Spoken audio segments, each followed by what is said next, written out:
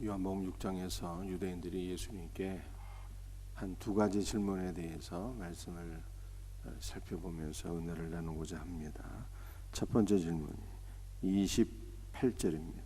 그들이 묻되 우리가 어떻게 하여야 하나님의 일을 하오리까? 율법주의, 공로주의에 사로잡힌 유대인들이 어떻게 해야 하나님의 일을 하는 것입니까? 이렇게 질문을 했어요. 그랬더니 주님께서 답변하신 말씀이 29절입니다. 예수께서 대답하여 이르시되 하나님께서 보내신 일을 믿는 것이 하나님의 일입니다 라고 말씀하셨습니다. 유대인들의 질문은 뭐라고요? 어떻게 하는 것이 하나님의 일을 하는 것입니까? 바꿔서 질문하면 어떻게 하는 것이, 무엇을 해야 구원을 얻을 수 있겠습니까? 라고 하는 질문이었는데 주님이 말씀하시기를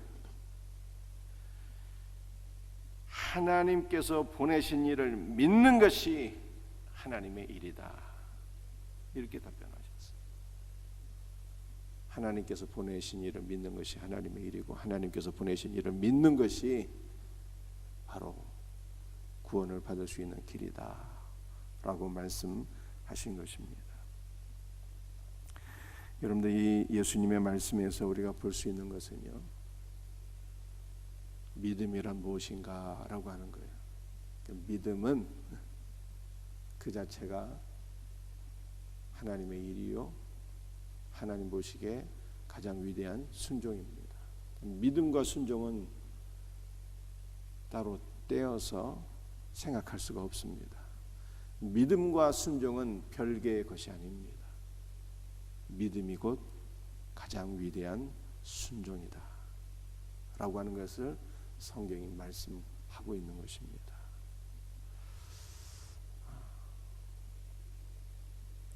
어떤 분들은 이렇게 생각을 해요. 믿음과 구원을, 믿음과 순종을 따로 떼어서 생각을 해요. 믿음만 가지고 구원을 받는다는 것은 있을 수 없다. 그 믿기만 하면은 온갖 죄를 다 지어도 그 구원을 받는 것이냐? 불신자보다 못하게 사는데 믿음도 있어야 되지만 순종도 있을 때 구원을 받는다 이렇게 생각해요. 이것은 믿음과 순종을 따로 분리해서 생각하는 거예요. 그건 완전히 성경을 잘못 이해한 것입니다. 믿음과 순종은요 하나예요. 하나. 한 동전의 앞면은 믿음이요, 한 동전의 뒷면은 순종인 것입니다. 따로 생각할 수가 없어요. 그래서 요한복음 3장 36절을 보게 되면요 이렇게 말씀하고 있습니다. 아들을 믿는 자에게는 영생이 있고 하나님의 아들을 순종하지 아니하는 자에게는 영생을 보지 못하고 오히려 하나님의 진노가 그 위에 머물러 있다라고 이렇게 말씀하시잖아요.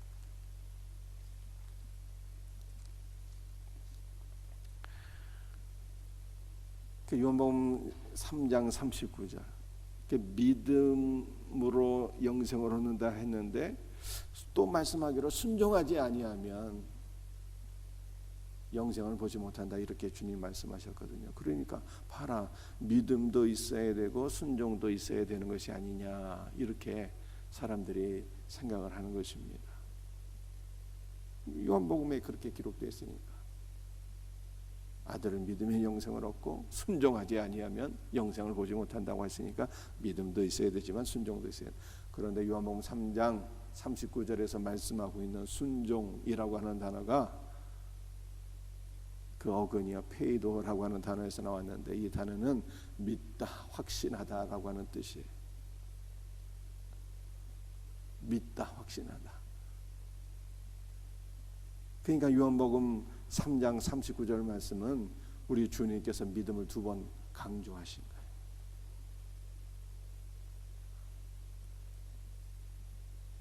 요한복음 5장 29절 말씀을 보게 되면요, 선한 일을 행한 자는 생명의 부활로, 악한 일을 행한 자는 심판의 부활로 나온다라고 말씀하셨어요. 봐라, 선한 일을 해야지 생명의 부활 아니냐, 악한 일을 하면 심판의 부활이다. 그러니까 믿음도 있어야 되지만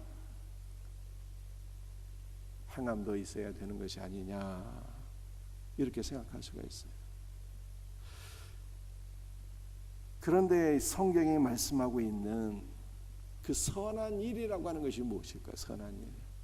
그 선한 일은 성경이 말씀하고 있는 선한 일. 선한 일을 행한 자는 생명의 부활로.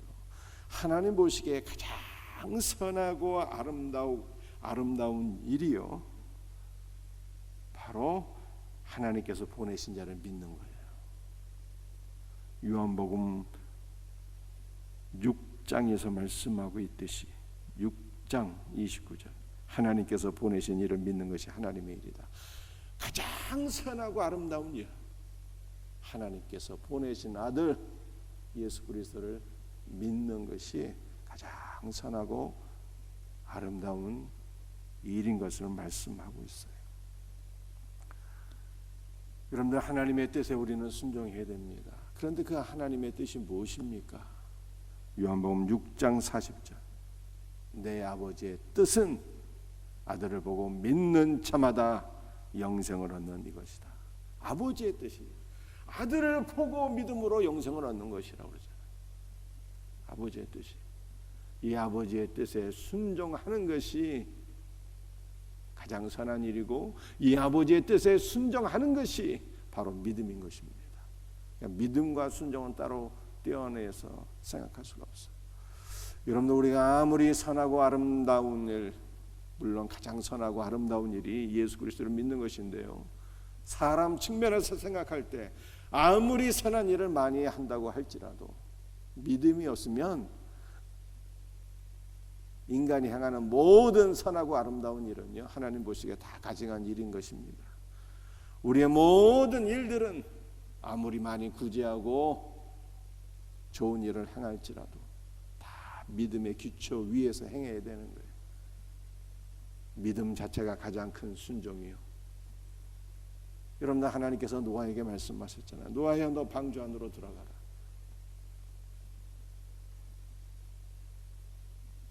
노아가 그 말씀에 순종해서 방주 안으로 들어갔어요. 그런데 그 순종은 방주이신 예수 그리스도를 믿는 것을 가리키는 거예요. 그러니까 믿음은 순종인 것입니다. 믿음과 순종은 따로 구분할 수가 없는 거예요. 믿음은 가장 아름다운 순종이에요. 그러므로 우리가 하나님 앞에 믿음의 사람이 되어야 하고, 우리의 믿음은 하나님 보시기에 온전한 순종이며, 또 온전한 이 믿음 위에 우리가 비로소 순종의 삶을 살 수 있다라고 하는 것을 믿으시고, 여러분들이 온전한 믿음의 사람이 될 수 있도록 기도하시고, 말씀을 통해서 우리의 믿음이 날마다 굳건하게 세워지고 성장할 수 있기를 주 예수의 이름으로 축복합니다. 자, 요한복음 6장에서 우리가 볼 수 있는 바, 유대인들의 두 번째 질문, 30절 이하에 나와 있는데요, 풀어서 제가 설명합니다. 유대인들이 질문하기를, 모세는 광야에서 우리 조상들에게 만나를 먹게 했는데 우리로 하여금 당신을 믿게 하시는 표적이 무엇입니까? 우리에게 표적을 보여주시오 라고 질문했어요. 그랬더니 예수님께서 하시는 말씀이 32절 이하에 기록되어 있습니다. 모세가 하늘에서 떡을 내려준 것이 아니라 내 아버지께서 하늘에서 참떡을 내려주시는데, 내 아버지께서 세상을 위하여 내려주신 참된 떡, 생명의 떡이 곧 나다라고 예수님 말씀하셨어요. 내가 하늘에서 내려온 생명의 떡이니 나를 먹는 자는 영원히 살리라 라고 말씀하셨습니다. 여러분들 요한복음 6장 50절 이하를 쫙 읽어보게 되면요, 사실 9절부터 이 말씀을 후반부 쫙 읽어보게 되면 먹다라고 하는 단어가 10번 나와요. 먹다 마시다, 먹다 마시다, 이게 10번이에요. 이 말씀은 무엇을 우리들에게 강조하고 있는 것입니까? 내가 하늘로부터 내려온 생명의 떡이니 나를 먹어야 산다는 거예요. 내 살은 생명의 양식이요 내 피는 생명의 음료이니 너희는 나를 먹고 마시라. 이것을 예수님께서 10번 강조하셨다니까요. 왜냐하면 우리 예수님께서 생명의 떡이시기 때문에 나를 먹으라, 나를 마시라, 이것을 10번이나 말씀하셨어요. 여러분들 예수님 생명의 양식이 되시고 생명의 피가 되시는 예수님을 먹고 마시면 어떠한 결과가 오게 되는 것입니까? 예수님은 생명의 떡이시기 때문에 물론 우리가 이 떡을 먹는 자는 영생을 얻으리라 말씀하신 것처럼 우리가 영원한 생명을 얻게 됩니다. 또 하나 중요한 것은요, 예수 그리스도를 먹고 마시면 어떻게 되는가? 56절, 내 살을 먹고 내 피를 마시는 자는 내 안에 거하고 나도 그의 안에 거하나니 라고 말씀하고 계세요.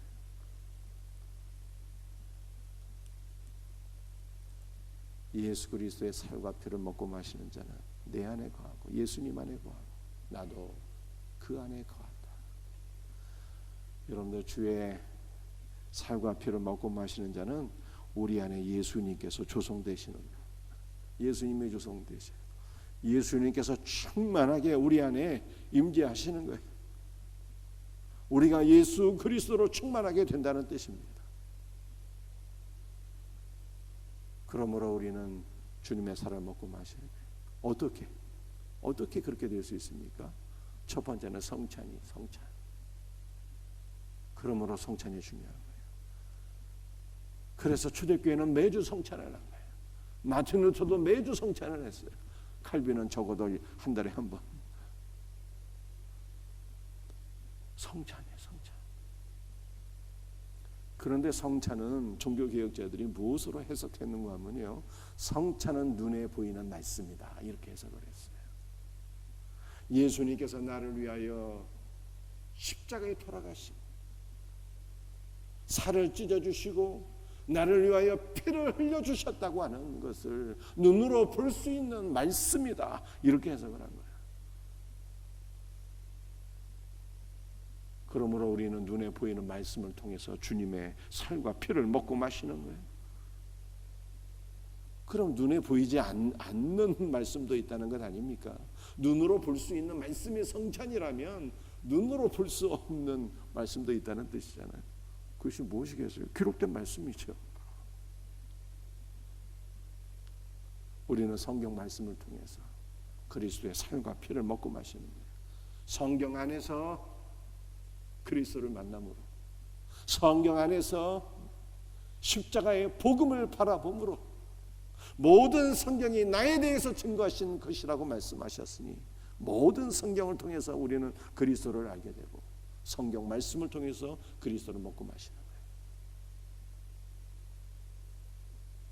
우리가 이와 같이 성찬과 성경 말씀을 통해서 그리스도를 먹고 마시게 될 때 예수님이 우리 안에 조성되시고 예수 그리스도로 충만한 신자가 되는 것입니다.